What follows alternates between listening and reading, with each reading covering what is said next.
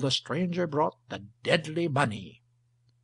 By and by the wife said, "Oh, Edward, how lucky it was you did him that grand service, poor Goodson! I never liked him, but I love him now, and it was fine and beautiful of you never to mention it or brag about it." Then with a touch of reproach, "But you ought to have told me, Edward. You ought to have told your wife, you know."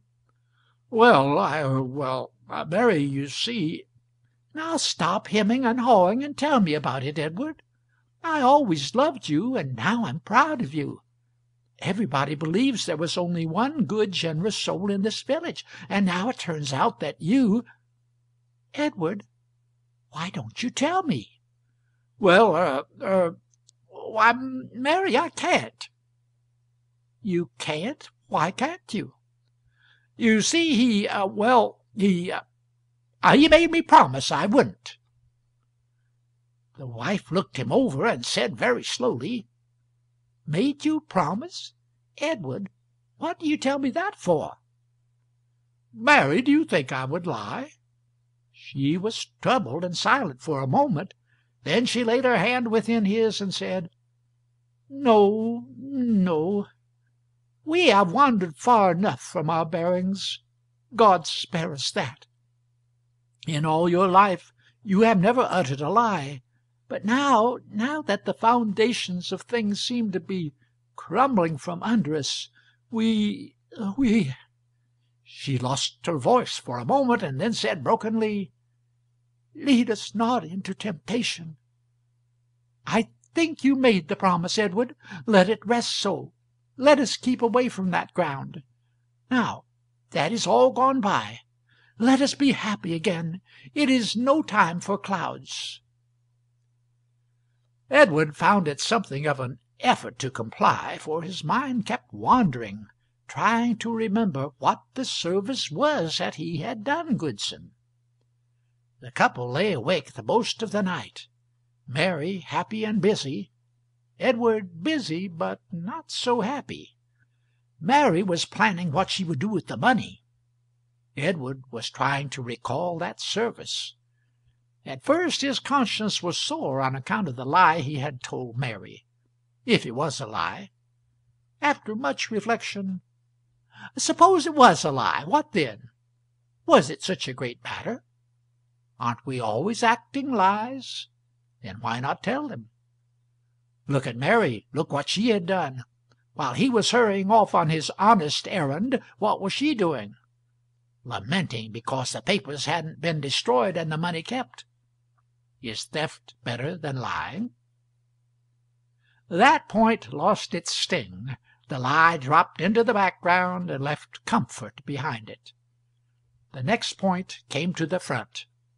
Had he rendered that service?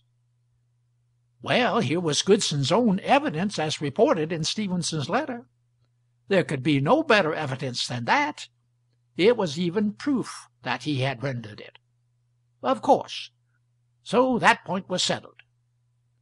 No, not quite. He recalled with a wince that this unknown Mr. Stevenson was just a trifle unsure as to whether the performer of it was Richards or some other. And, oh dear, he had put Richards on his honor. He must himself decide whither that money must go. And Mr. Stevenson was not doubting that if he was the wrong man, he would go honorably and find the right one. Oh, it was odious to put a man in such a situation. Ah, why couldn't Stevenson have left out that doubt? What did he want to intrude that for? Further reflection. How did it happen that Richards's name remained in Stevenson's mind as indicating the right man, and not some other man's name? That looked good. Yes, that looked very good. In fact, it went on looking better and better straight along, until by and by it grew into positive proof. And then Richards put the matter at once out of his mind, for he had a private instinct that a proof once established is better left so. He was feeling reasonably comfortable now, but there was still one other detail that kept pushing itself on his notice. Of course he had done that service, that was settled. But what was that service? He must recall it. He would not go to sleep till he had recalled it. It would make his peace of mind perfect. And so he thought and thought. He thought of a dozen things, possible services, even probable services. But none of them seemed adequate. None of them seemed large enough. None of them seemed worth the money, worth the fortune Goodson had wished he could leave in his will. And besides, he couldn't remember having done them anyway. Now then, what kind of a service would it be that would make a man so inordinately grateful? Ah, the saving of his soul! That must be it. Yes, he could remember now how he once set himself the task of converting Goodson, and labored at it as much as— he was going to say 3 months, but upon closer examination it shrunk to a month, then to a week, then to a day, then to nothing. Yes, he remembered now, and with unwelcome vividness, that Goodson had told him to go to thunder and mind his own business. He wasn't hankering to follow Hadleyburg to heaven. So that solution was a failure. He hadn't saved Goodson's soul. Richards was discouraged. Then after a little came another idea. Had he saved Goodson's property? No, that wouldn't do. He hadn't any. His life? That is it, of course. Why, he might have thought of it before. This time he was on the right track, sure. His imagination mill was hard at work in a minute now. Thereafter, during a stretch of 2 exhausting hours, he was busy saving Goodson's life. He saved it in all kinds of difficult and perilous ways. In every case he got it saved satisfactorily, up to a certain point. Then, just as he was beginning to get well persuaded that it had really happened, a troublesome detail would turn up which made the whole thing impossible. As in the matter of drowning, for instance. In that case he had swum out and tugged Goodson ashore in an unconscious state, with a great crowd looking on and applauding. But when he had got it all thought out, and was just beginning to remember all about it, a whole swarm of disqualifying details arrived on the ground. The town would have known of the circumstance. Mary would have known of it. It would glare like a limelight in his own memory, instead of being an inconspicuous service which he had possibly rendered without knowing its full value. And at this point he remembered that he couldn't swim anyway. Ah, there was a point which he had been overlooking from the start.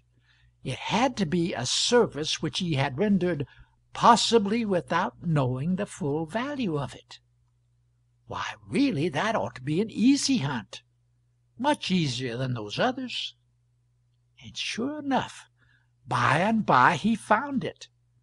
Goodson, years and years ago, came near marrying a very sweet and pretty girl named Nancy Hewitt, but in some way or other the match had been broken off.